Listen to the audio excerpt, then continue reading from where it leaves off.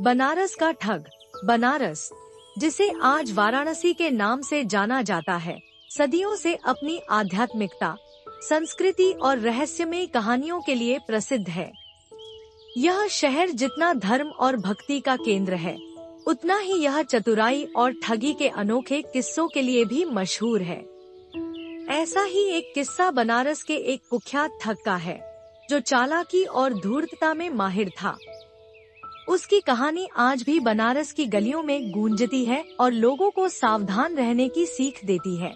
शहर में ठगी की चर्चा सन 1800 के दशक की बात है, जब बनारस व्यापार और तीर्थ यात्रा का मुख्य केंद्र हुआ करता था।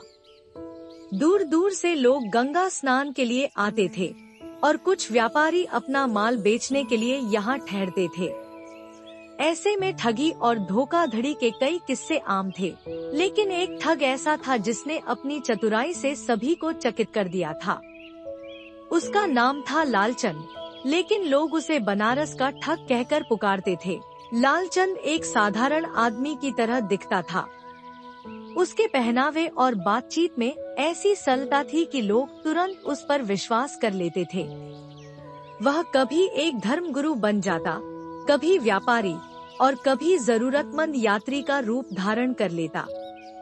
लेकिन उसकी असली पहचान एक ठग की थी, जो भोले भाले लोगों को अपनी बातों में फंसाकर लूट लिया करता था। पहली ठगी, गंगा घाट पर खेल।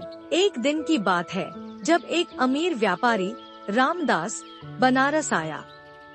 वह गंगा स्नान करने के बाद पूजा करने के लिए एक मंदिर में गया। लालचंद को जब यह पता चला कि व्यापारी के पास बहुत सारा सोना और पैसा है, तो उसने उसे ठगने की योजना बनाई। लालचंद ने एक साधु का रूप धारण किया और मंदिर के बाहर बैठ गया। जब रामदास पूजा करके बाहर निकला, तो लालचंद ने उसे रोका और कहा, बेटा, तुम्हारा भविष्य बहुत उज्जवल है, लेकिन एक बुरी छाया तुम्हारे धन पर पड़ी है। यदि तुम अपने पैसे को शुद्ध नहीं करोगे, तो तुम्हें भारी नुकसान होगा। रामदास डर गया और पूछा, महात्मा जी, मैं क्या कर सकता हूँ? लालचंद ने गंभीरता से कहा, तुम्हें अपने धन को गंगा जल से शुद्ध करना होगा। मैं तुम्हारी मदद कर सकता हूँ। बस तुम्हें अपना सोना और चांदी मेरे पास रखना होगा। जब मैं मंत्र पढ़ूंगा, तो यह शुद्ध हो जाएगा। रामदास उसकी बातों में आ गया और उसने अपना सारा धन लालचंद को सौंप दिया। जैसे ही रामदास पूजा करने के लिए आंखें बंद करता, लालचंद चुपचाप वहां से गायब हो गया। जब रामदास ने आंखें खोली, तो वहां कोई नहीं था। वह समझ गया कि वह ठगा गया है, लेकिन तब तक बहुत देर हो चुकी थी। दूसरी ठगी, नकली व्यापारी का खेल। एक बार लालचंद ने एक व्यापारी का रूप धारण किया और बाजार में बैठकर कपड़े बेचने लगा। उसने बेहद कम दामों पर बेहतरीन कपड़े बेचना शुरू किया। उसकी दुकान पर ग्राहकों की भीड़ लग गई। एक दिन एक धनी महिला, सुशीला देवी, वहां आई और बहुत सारे कपड़े खरीदने लगी। उसने सोचा कि इतने सस्ते दामों में बढ़िया कपड़े मिल रहे हैं, तो क्यों न ज्यादा खरीद लिए जाएं। लालचंद ने मीठी मीठी बातें करके उसे यकीन दिलाया कि उसके पास और भी बढ़िया कपड़े हैं, लेकिन वे गुप्त स्थान पर रखे हैं। उसने सुशीला देवी को लालचंद की हवेली में आने का न्योता दिया और कहा, आप जितना चाहें उतना सोना और पैसा लाइए, मैं आपको बेहतरीन कपड़े दूंगा। सुशीला देवी उसकी बातों में आ गई और अगले दिन अपने गहने और पैसे लेकर हवेली पहुंच गई। लालचंद ने उसे अंदर बुलाया और कहा, कपड़े अंदर कोठरी में रखे हैं, आप पहले पैसे दीजिए, फिर मैं आपको कपड़े दूंगा।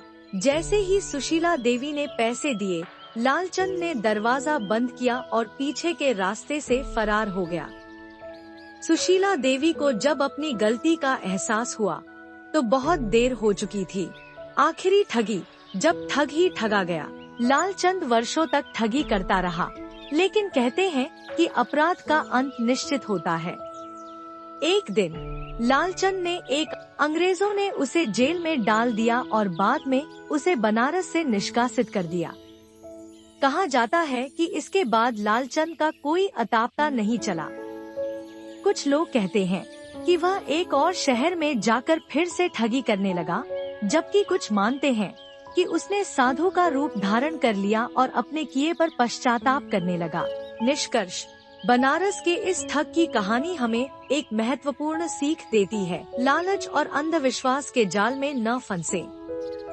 कोई भी चीज जितनी आकर्षक दिखती है, उतनी ही छलावे से भरी हो सकती है। बनारस आज भी अपनी कहानियों और किस्सों के लिए प्रसिद्ध है, और यह कहानी उन तमाम किस्सों में से एक है जो हमें सतर्क रहने की सीख देती है।